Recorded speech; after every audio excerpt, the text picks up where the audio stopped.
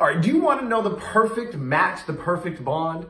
It's definitely not peanut butter and jelly. What we're talking about here is sales and marketing. It's the perfect marriage. What we need to understand as business owners is that without one, the other will suffer, okay? It's like your perfect mate.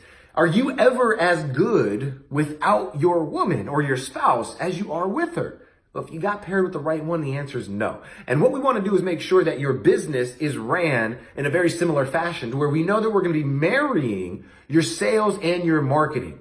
Meaning that the efforts that go into provide you with a successful marketing campaign are completely different than what go into a successful sales campaign. Now, the message, the language that people usually hear online these days, it's easy to get confused because there's so many people that are telling you one thing or they're using they're interchanging words and all that stuff. What we want to pay attention to is the actual actions, the output that's behind each of these actions, these activities, okay? So the output is going to be different when you're looking to acquire sales. When you're looking to make sales and generate income and get people to transact with you, that's going to be different than when you're trying to get noticed and get removed from obscurity. Typically, the marketing is going to be what you're going to use to build that relationship, that alliance, right? Get that attention. But the sales is going to happen after you've done that. How are you going to capitalize on that focus, on that attention, so that that person who just gave you the most precious asset in the world, which is their time, how are you going to use that to make it a win-win so that they're benefiting and you're benefiting by doing a transactional business transaction so that you guys can then further the relationship? Right? That's how we want to focus on with the sales. Now, and the marketing, when you think about if I have all my traffic ran to this one offer, if I'm doing this one thing, if I just push more people down this thing that's not really converting, I've got to get more sales. It's ridiculous. It's ridiculous. I don't even know how to say it. You don't really need that type of mentality because it's not going to serve you in the long run.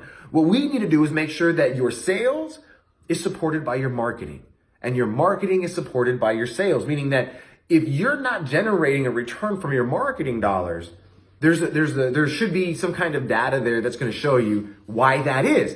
Now, that's what we do best, right? We go into that data with our clients and we make sure that we're just flipping through everything and we're getting deep and real deep into what it is that's going to cause this, right? Why is it that you're not seeing the results? A lot of people come to us and their marketing really isn't the problem. It's their sales. It's how are they following up? Are they following up at all? How are they giving an experience to people, whether you're in e-com or professional services? How are you actually treating these people after they become a lead?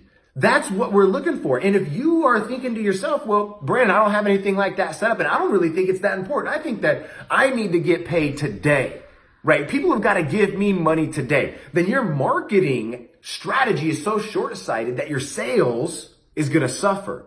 The farther out you think and understand how a buyer is going to react to seeing you for the very first time, and the better you can reverse engineer that behavior and get it spot on along the way, you're going to now be inside the mind of that person, that prospect, so often using the language that they're already using and giving them offers that you already know they're searching for.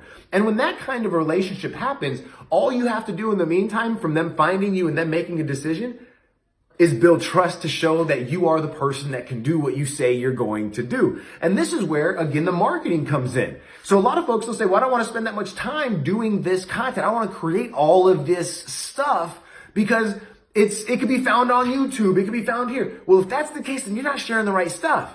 Number one. Number two, you've got to be able to understand how people think. And people can feel like they know you if they watch a little bit of you. Right? Think about if you were to walk up to Brad Pitt, he wouldn't know you from daylight, but you'd go, oh, damn, I've seen him in so many movies. I feel like I kind of know the guy, man. Hey, what's up, man? You talk to him like you kind of know him. You want that same approach with your market. Okay. So today is the day. If you haven't already, make the change, make the shift to start looking at sales and marketing different. And start to approach them differently. We have our VPC method that encompasses both of those outputs so that you understand the flow of it. How do we get the value in front of the right people with the right message, earn the right to pitch, and how do we actually grow the skill sets to close so that our marketing dollars are put to good use? That's the questions that you've got to answer. If you have any questions about that, or you have any rebuttal, you want to share anything about what we've talked about today, leave it in the comments below. I'd love to get a conversation started with you about this.